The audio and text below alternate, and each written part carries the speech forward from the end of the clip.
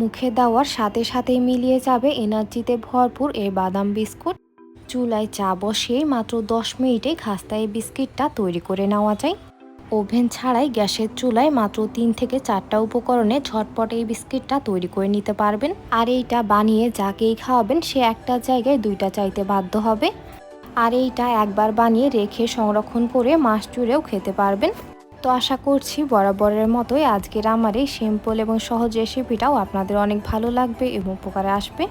আর ভালো লাগলে অবশ্যই একটি লাইক দিয়ে শেষ পর্যন্ত সাথে থাকবেন। তো আসসালামু আলাইকুম এভরিওয়ান, সবাইকে স্বাগতম জানাচ্ছি রেসিপিজ বাই স্নেহজ মম চ্যানেলে। আশা করছি সকলে অনেক ভালো আছেন এবং সুস্থ আছেন। সো আর কথা না বাড়িয়ে চলে যাচ্ছি এবারের মেকিং প্রসেসিংয়ে। আচ্ছা, তো এবার আমি এখানে একটি ব্লেন্ডারের জাগ নিয়ে নিলাম।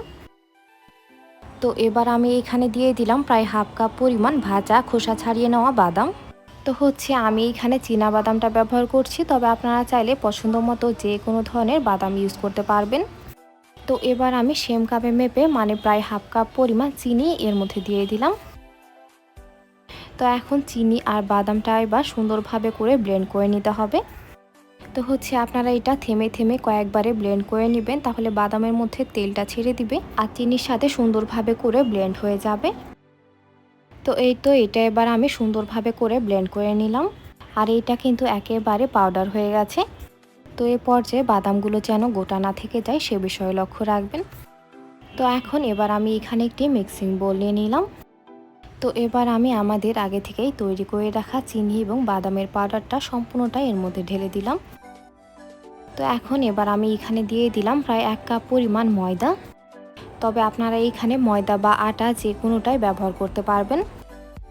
তো প্রায় 1/4 চা চামচ পরিমাণ লবণ এবার আমি এখানে দিয়ে দিলাম। তো মিষ্টি খাবারে যারা লবণ খেতে পছন্দ করেন তারা দিবেন, অথবা না চাইলে স্কিপও করতে পারেন, তাতেও কোনো সমস্যা নেই। তো এবার আমি লবণ, চিনি আর বাদামের গুঁড়ার সাথে ময়দাটা একদম ভালো মতো করে মিশিয়ে নিয়েছি। আর এই কাজটা একটু সময় নিয়ে ভালো মতো করে নিতে হবে, যেন সবগুলো উপকরণ একটির সাথে আরেকটি মিশে যায়। তো এই সবগুলো উপকরণ এবার আমি প্রায় 1 মিনিটের মতো ভালো মতো মিশিয়ে নিলাম। আর মিশিয়ে নেওয়ার একটা পর্যায়ে যখন দেখবেন হাতে মুঠো করলে এইরকম মুঠো হয়ে আসবে এবং একটু প্রেস করলে ভেঙে যাবে, তখন বুঝবেন এটা একদম ভালো মতো মিশিয়ে নেওয়া হয়ে গেছে। তো এইটা এবার আমার একদম ভালো মতো মাখিয়ে নেওয়া হয়ে গেছে আর এটা এবার একেবারে রেডি। তো এখন এবার আমি এখানে দিয়ে দিলাম প্রায় 1 চা চামচ পরিমাণ বেকিং পাউডার। আর এইটা কিন্তু আমি একেবারে সমানভাবেই মাপ করে দিয়েছি। আর এইখানে কিন্তু বেকিং পাউডারের পরিবর্তে বেকিং সোডা ইউজ করা যাবে না। তো বিস্কিটের মধ্যে সুন্দর একটা ফ্লেভার নিয়ে আসার জন্য এখানে এবার আমি দিয়ে দিলাম প্রায় 1/4 চা চামচ পরিমাণ এলাচের গুঁড়া। তো এবার বিস্কিটের টেস্ট এনহান্স করার জন্য এখানে এবার আমি দিয়ে দিলাম 10 টাকা দামের গুঁড়া দুধের একটা প্যাকেট। আর এইটা কিন্তু অবশ্যই দিয়ে নেওয়ার চেষ্টা করবেন, তাহলে বিস্কিটটা খেতে অনেক বেশি মজা হবে। তো এবার আমি এখানে নিয়ে নিলাম প্রায় 4 টেবিল চামচ পরিমাণ সাদা তেল।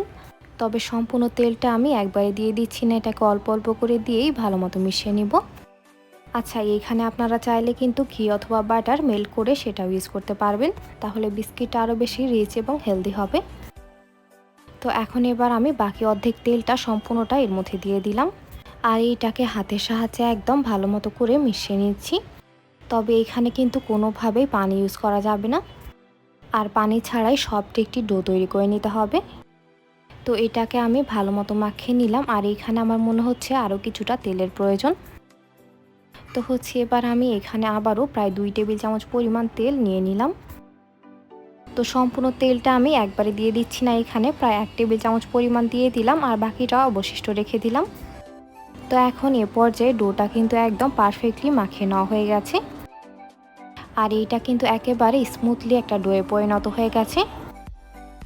তো আপনারা একেবারে স্মুথলি এরকম টাইপের একটা ডো তৈরি করে নেবেন, তাহলে বিস্কিটগুলো অনেক বেশি সফট এবং ক্রাঞ্চি হবে।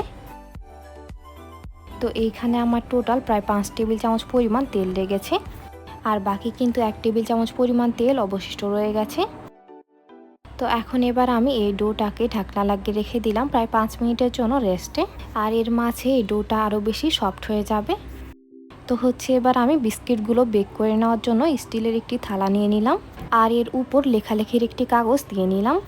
তবে আপনারা চাইলে এর পরিবর্তে বাটার পেপারও ইউজ করতে পারবেন। তো এখন এবার আমি এর উপরে সামান্য একটু অয়েল দিয়ে নিলাম, আর টিস্যু পেপারের সাহায্যে অয়েলটা চারপাশে ভালো মতো স্প্রেড করে নিলাম। আর এতে করে কি হবে, বিস্কিটগুলো সহজেই ডিমোল্ড হয়ে যাবে। তো এই তো প্লেটটা এবার একেবারেই রেডি। তো এবার আমি আরও একটি প্লেট নিয়ে নিলাম। দেন এবার আমি এখানে নিয়ে নিলাম প্রায় 3 টেবিল চামচ পরিমাণ আদা ভাঙা বাদাম।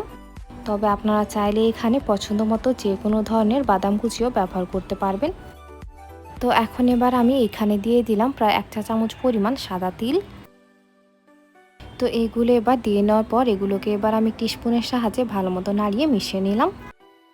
তো ব্যাস, এটা এবার রেডি। আর এগুলোকে এবার আমি একটা সাইডে রেখে দিলাম। তো এবার আমি ফিরে আসলাম ঠিক 5 মিনিট পর। আর এর মাঝে এই ডোটা কিন্তু আগের চাইতে অনেক বেশি সফট হয়ে গেছে। আচ্ছা, তো এবার আমি এখানে নিয়ে নিলাম প্রায় 1 চা চামচ পরিমাণ ঘি। আর ঘিটা দিয়ে এবার আমি এটাকে আবারও ভালো মতো মাখিয়ে নিচ্ছি। তো লাস্টে ঘি অ্যাড করার কারণে কি হবে, বিস্কিটের মধ্যে থেকে এত সুন্দর বাটারি একটা স্মেল আসবে যা এর টেস্ট অনেক বেশি বাড়িয়ে দিবে। তো এখন এবার আমি এখানে একটি মেজারমেন্ট চামচ নিয়ে নিলাম। আর চামচে মেপে আমি বিস্কিটগুলো তৈরি করে নিচ্ছি যেন এগুলো সবগুলো এক সমান হয়। তো এইটাকে এবার আমি 2 হাতের সাহায্যে সুন্দরভাবে করে গোল করে নিলাম। দেন এইটাকে এবার হাতের সাহায্যে সামান্য একটু প্রেস করে চ্যাপটা করে নিলাম। তো এবার আমি আগে থেকে মিশিয়ে রাখা বাদাম আর তিলের মিশ্রণটার মধ্যে বিস্কিটটার একটা সাইড বসিয়ে দিলাম। আর এই তো বাদাম আর তিলটা কিন্তু একদম ভালো মতোই উঠে এসেছে। তো এই পর্যায়ে বিস্কিটটা আপনারা চাইলে রাউন্ড শেপে তৈরি করে নিতে পারেন। তবে আমি এটা নাইফের সাহায্যে চেপে চেপে এরকমভাবে স্কোয়ার শেপে তৈরি করে নিচ্ছি। তো এই তো এবার আমার একটি বিস্কিট তৈরি করে নেওয়া হয়ে গেল। আর এই বিস্কিটটা কিন্তু আমরা বেক করার জন্য যে প্লেটটা রেডি করে রেখেছিলাম তার মধ্যেই রেখে দিতে হবে। তো সেমভাবে করে এবার আমি আরও একটি বিস্কিট তৈরি করে নিচ্ছি। সো ভিউয়ার্স, আপনারা যারা এতক্ষণ পর্যন্ত আমার ভিডিওটি দেখছেন অথচ আমার চ্যানেলটি সাবস্ক্রাইব করেননি, তারা অবশ্যই আমার চ্যানেলটি সাবস্ক্রাইব করে দিবেন এবং পাশে থাকা বেল আইকনে ক্লিক করে দিবেন আমার পরবর্তী ভিডিও নোটিফিকেশন সবার আগে পেতে। আর অলরেডি যারা সাবস্ক্রাইব করে ফেলেছেন তাদের জানাচ্ছি অসংখ্য ধন্যবাদ। তো এখন এবার আমি সেমভাবে করে সবগুলো বিস্কিট তৈরি করে নিলাম। আর বিস্কিটগুলো কিন্তু অবশ্যই কিছুটা জায়গা ফাঁকা রেখে দিয়ে নিতে হবে, কারণ এইগুলো ফুলে যাওয়ার পর কিন্তু সাইজে অনেকটাই বড় হয়ে যাবে। তো এবার আমি চুলার উপর একটি প্যান বসিয়ে আগে থেকেই 5 মিনিটের মতো প্রিহিট করে নিয়েছি। দেন এবার আমি বিস্কিটের প্লেটটা এর মধ্যে বসিয়ে দিলাম আর এই ঢাকনাটা এবার আমি লাগিয়ে দিলাম। তো এবার আমি ঢাকনায় থাকা ছিদ্রটা একটি কাগজের সাহায্যে বন্ধ করে দিলাম। তো এখন চুলার আঁচ একেবারে লো মিডিয়াম হিটে রেখে এটাকে প্রায় 10 থেকে 15 মিনিটের মতো ভালো মতো বেক করে নিতে হবে। তো এবার আমি ফিরে আসলাম ঠিক 15 মিনিট পর। আর এর মাঝে বিস্কিটগুলোর মধ্যে কিন্তু সুন্দর একটা কালারও চলে এসেছে। তো এইগুলো এবার আমি উঠিয়ে ঠান্ডা হওয়ার জন্য একটা সাইডে রেখে দিলাম। তো বাকি বিস্কিটগুলো এবার বেক করে নেওয়ার জন্য প্যানের উপর একটি কাগজ দিয়ে নিলাম আর এর উপর একটি কুকি কাটার দিয়ে প্লেটটা দিয়ে নিলাম। তো প্যানের উপরে কাগজটা দিয়ে নেওয়ার কারণে কি হবে, বিস্কিটের মধ্যে খুব সুন্দর একটা কালার আসবে। তো এইটাকে এবার আমি আবারও সেমভাবে করে বেক করে নিচ্ছি। তো এখন বিস্কিটগুলো এবার ঠান্ডা হয়ে যাওয়ার পর এগুলো কিন্তু সুন্দরভাবে করে খুলে আসছে। তো এর মাঝে তৈরি হয়ে গেল অসম্ভব মজাদার কুড়মুড়ে এবং মুচমুচে বাদামের বিস্কিট। সো ভিউয়ার্স, রেসিপিটি ভালো লাগলে বাসায় একবার অবশ্যই ট্রাই করবেন।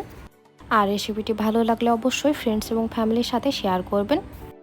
তো আজকের মতো এখানে বিদায় নিচ্ছি। এতক্ষণ সাথে থাকার জন্য অসংখ্য ধন্যবাদ। আল্লাহ হাফেজ।